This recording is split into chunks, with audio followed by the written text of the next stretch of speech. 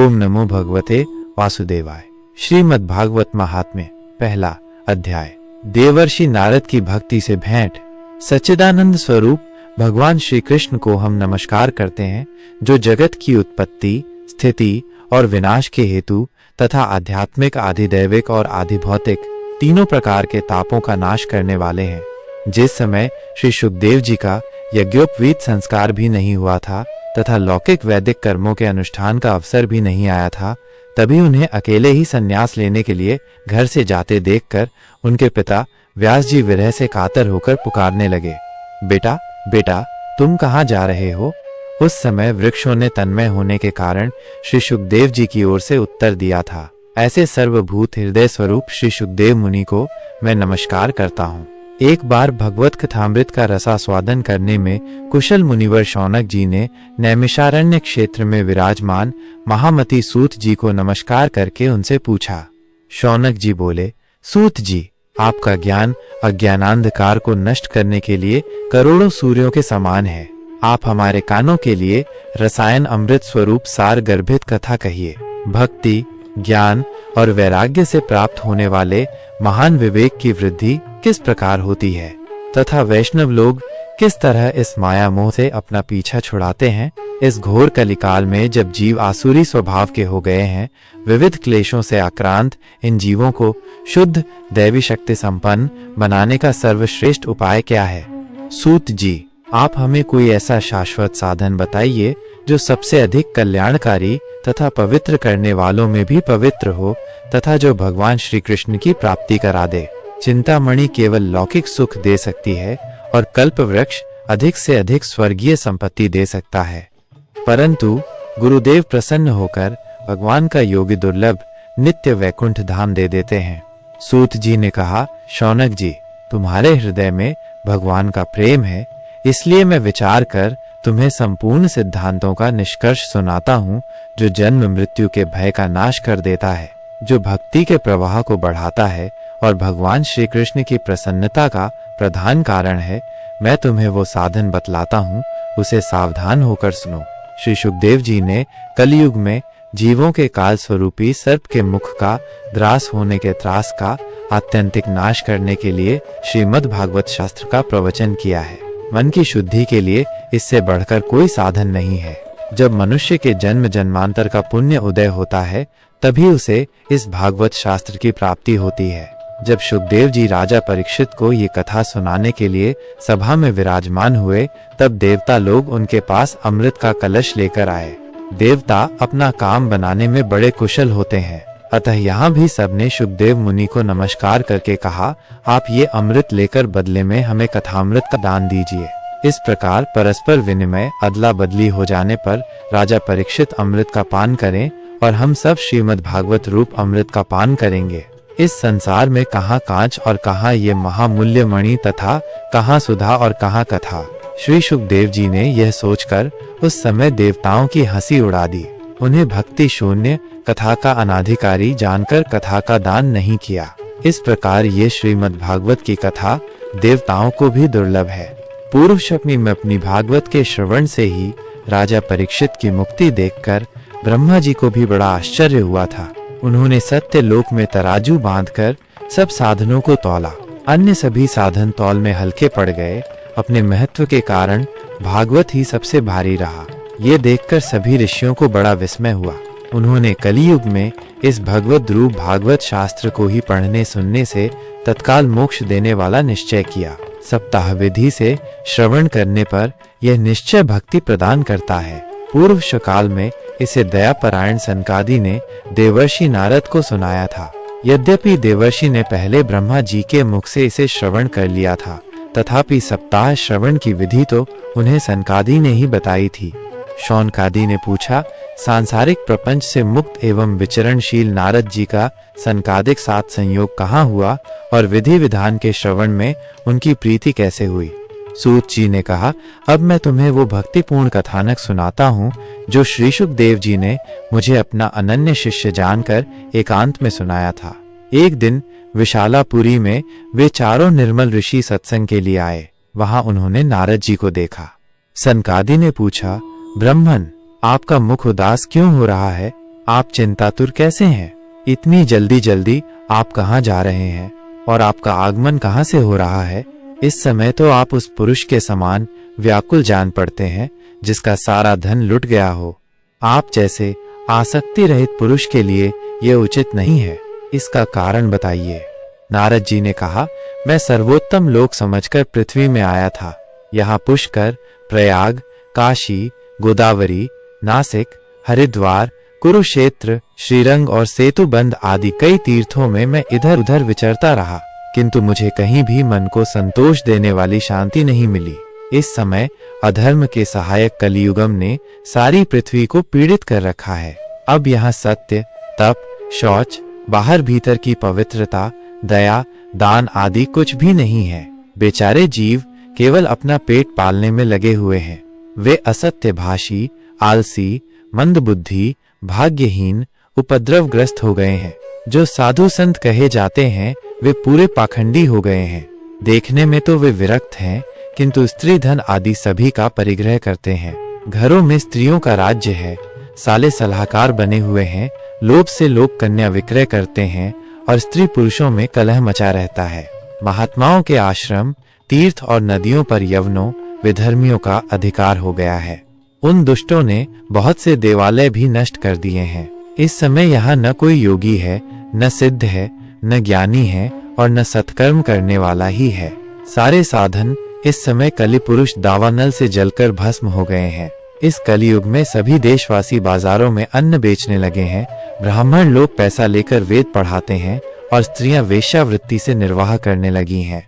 इस तरह कलियुग के दोष देखता हुआ मैं पृथ्वी पर विचरता हुआ मैं यमुना जी के तट पर पहुंचा, जहां भगवान श्री कृष्ण की अनेकों लीलाएं हो चुकी हैं। मुनिवरों, वहां मैंने एक बड़ा आश्चर्य देखा। वहां एक युवती स्त्री खिन्न मन से बैठी थी। उसके पास दो वृद्ध पुरुष अचेत अवस्था में पड़े जोर जोर से सांस ले रहे थे। वह तरुणी उनकी सेवा करती हुई कभी उन्हें चेत कराने का प्रयत्न करती और कभी उनके आगे रोने लगती थी। वह अपने शरीर के रक्षक परमात्मा को दसों दिशाओं में देख रही थी। उसके चारों ओर सैकड़ों स्त्रियां उसे पंखा झल रही थी और बार बार समझाती जाती थीं। दूर से ये सब चरित देखकर मैं कुतूहलवश उसके पास चला गया।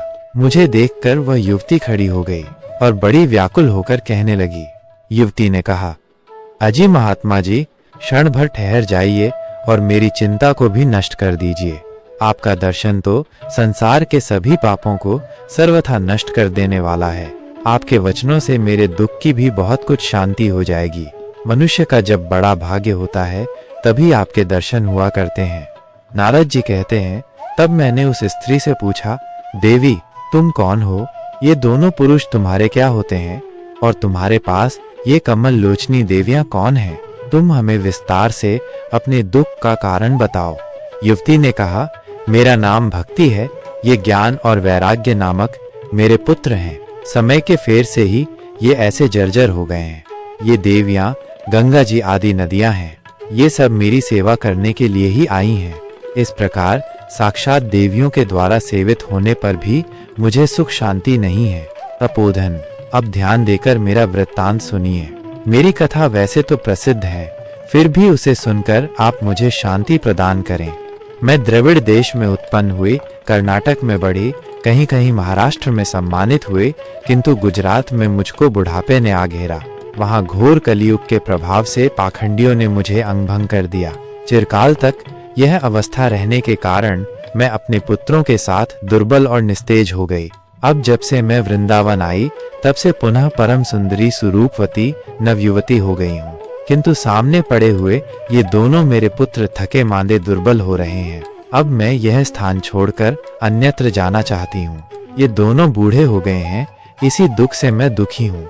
मैं तरुणी क्यों और ये दोनों मेरे पुत्र बूढ़े क्यों? हम तीनों साथ साथ रहने वाले हैं, फिर ये विपरीतता क्यों? होना तो ये चाहिए कि माता बूढ़ी हो और पुत्र तरुण। इसमें मैं आश्चर्यचकित चित्त से अपनी इस अवस्था पर शोक करती रहती हूँ। आप परम बुद्धिमान एवं योग निधि हैं, इसका क्या कारण हो सकता है, बताइए। नारद जी ने कहा, साध्वी, मैं अपने हृदय में ज्ञान दृष्टि से तुम्हारे संपूर्ण दुख का कारण देखता हूँ।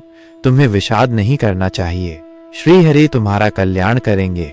सूत जी कहते हैं, मुनिवर नारद जी ने एक क्षण में ही उसका कारण जानकर कहा। नारद जी ने कहा, देवी सावधान होकर सुनो, ये दारुण कलयुग है। इसी से इस समय सदाचार, योग मार्ग और तप आदि सभी लुप्त हो गए हैं। लोग शठता और दुष्कर्म में लगकर अघासुर बन रहे हैं। संसार में जहां देखो वहीं सत्पुरुष दुख से म्लान है और दुष्ट सुखी हो रहे हैं। इस समय जिस बुद्धिमान पुरुष का धैर्य बना रहे वही बड़ा ज्ञानी या पंडित है। पृथ्वी क्रमशः प्रतिवर्ष शेष जी के लिए भार रूप होती जा रही है। अब ये छूने योग्य तो क्या, देखने योग्य भी नहीं रह गई है और न इसमें कहीं मंगल ही दिखाई देता है। अब किसी को पुत्रों के साथ तुम्हारा दर्शन भी नहीं होता। विषय अनुराग के कारण अंधे बने हुए जीवों से उपेक्षित होकर तुम जर्जर हो रही थी। वृंदावन के संयोग से तुम फिर नवीन तरुणी हो गई हो। अतः ये वृंदावन धाम धन्य है जहाँ भक्ति सर्वत्र नृत्य कर रही है। परंतु तुम्हारे इन दोनों पुत्रों का यहाँ कोई ग्राहक नहीं है, इसलिए इनका बुढ़ापा नहीं छूट रहा है। यहाँ इनको कुछ आत्मसुख, भगवत स्पर्श जनित आनंद की प्राप्ति होने के कारण ये सोए से जान पड़ते हैं। भक्ति ने कहा, राजा परीक्षित ने इस पापी कलयुग को क्यों रहने दिया? इसके आते ही सब वस्तुओं का सार न जाने कहाँ चला गया। करुणा में श्री हरि से भी यह अधर्म कैसे देखा जाता है? मुने, मेरा यह संदेह दूर कीजिए, आपके वचनों से मुझे बड़ी शांति मिली है।